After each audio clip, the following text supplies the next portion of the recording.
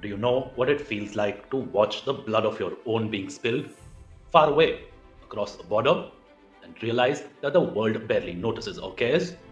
Well, that is what Hindus in India are feeling today as they look at Bangladesh, a country we once helped create, a country we nourished with our aid and with our conscience. Today, that country's Hindus are being lynched. Their homes, their workplaces, their cultural institutions are under attack, and yet the government is doing nothing. And as Bangladesh is hurtling towards its 13th parliamentary election in February 2026, look at the chaos it is descending into. The UNIS led interim government is in power without a single popular vote, and it has engineered tensions across the country. Police reports mobs attacking media houses, cultural centers, and now it's minorities. Former Prime Minister Sheikh Hasina has warned that extremists are being empowered, that convicted terrorists have been released, and that an anti India rhetoric is being deliberately stoked.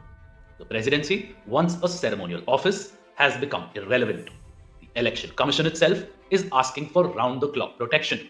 Attacks on journalists and cultural icons are rampant, and the world watches with tepid concern, while ordinary citizens, Hindus, journalists, activists are left to fend for themselves. But here, let's take a moment to remember 1971, when Pakistan's army killed more than 3 million Bangladeshis, raped tens of thousands of its women. When they drenched the land in blood, it was India that stepped in, not to conquer, not to annex, but to restore human dignity. Over 93,000 Pakistani troops surrendered to India, and India extended not just freedom, but life itself to Bangladesh. Yet here we are, over 50 years later, and the children of that very nation are turning their fury against their own Hindus. They forget or pretend to forget the very price that was paid for this freedom. In Mymensingh, 28-year-old Hindu worker Deepu Chandradas was lynched over false blasphemy allegations, tied to a tree, set on fire. In Lakshmipur, a 7-year-old girl died in an arson attack.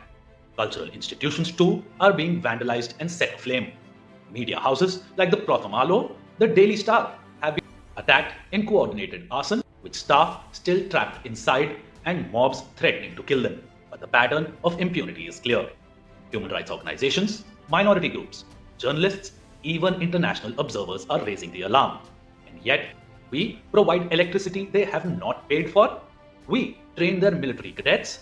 We enable trade, transit, and regional stability.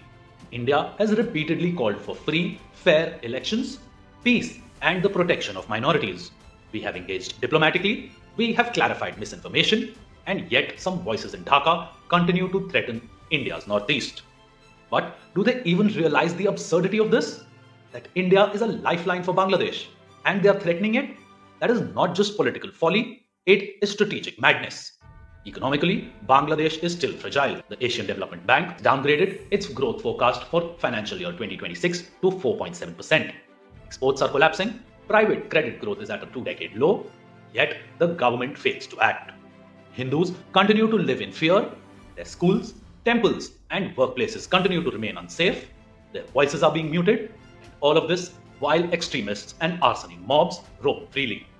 So ask yourself, if India created Bangladesh once to protect human dignity, will it stand idle while its own are slaughtered next door?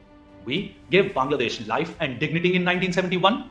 Today, India still extends friendship, electricity, aid, and diplomatic protection.